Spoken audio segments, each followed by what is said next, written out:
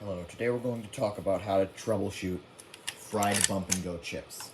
A lot of times, your bump and go will have a chip that is quote unquote fried, but most of the time it is an easily fixable problem if you know how to do it. So, we're going to go over a few common ways that a chip cannot be working, because most of the time it's not the chip itself, but one of the components on the chip, or a component that is even attached to the chip, or wiring, or something that is very easily fixable. I've got this bump and go. It works just fine, except for having a split gear, but chip-wise it works good. This thing, right?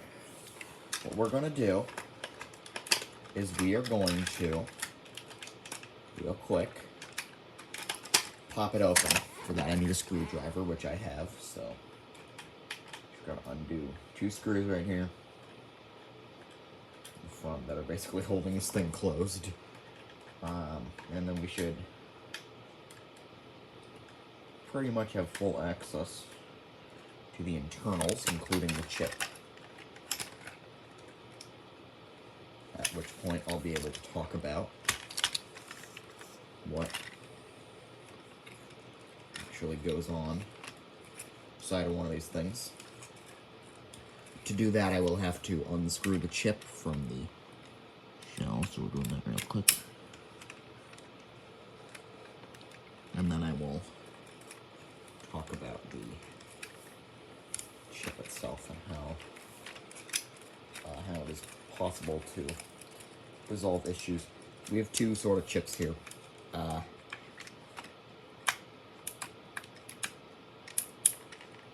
There are tons of, still trying to unscrew some stuff. There are tons of bump and go chips, tons of bump and go chip manufacturers. Chips are different. So not all chips are going to have the same components. Not all chips are going to look the same, but they do the same basic thing. They output sound, and they send an alternating electrical pulse to lights that makes them blink. So, we're going to talk about a few things that one can do. I'm going to use an example of a chip that is connected to a board, and then we're also going to start with this one here.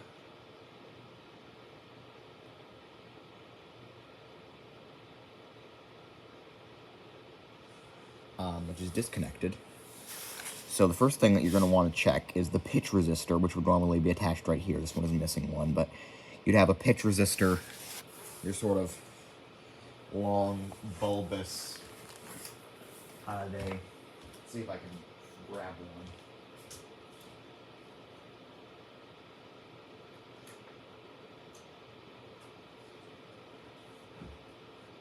Yeah, but I can't find one, but they're you know, they're resistors. They oh, wait, here's some. I've got a bin of snap circuits over here. This will work. They look like this, right? This is this actual like component here, not this whole like thing surrounding it. This right here is a resistor. A lot of times, a faulty pitch resistor can cause issues. So one thing that you can do is just cut off the pitch resistor. I do only suggest using that as a last resort, though. If the toy is still producing lights, but no sound, chances are it's a bad speaker. We'll go over how to replace that in a sec. What we're talking about, remedies that you can actually do on the chip first.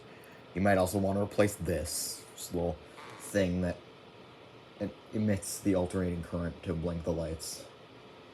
You might want to check wires. You might want to look at the traces on the chip to see if those are, scratch away a little bit of the trace and probe it with a multimeter to some sort of ground or something to ensure that all of the traces are working correctly. Now the other thing, but really your first thing is, if the chip is emitting lights but no sound, the main thing that you're going to want to do, I'll put this over here now, is replace the speaker. This can be done really by just desoldering these wires and then soldering them onto another speaker. You're obviously also going to maybe want to check this capacitor here, replace that. Obviously check these. Check all the wires coming to and from the chip to ensure that none of them are potentially shorting with anything else or in any way causing any sort of problems.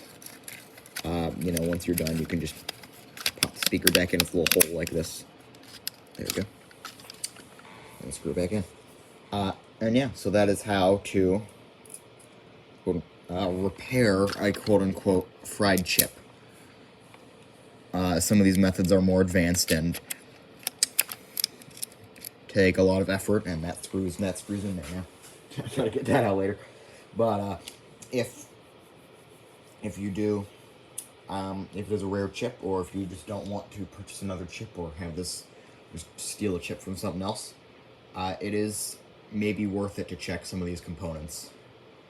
Especially, just getting these replacement speakers are pretty much, that's the first thing that you should check.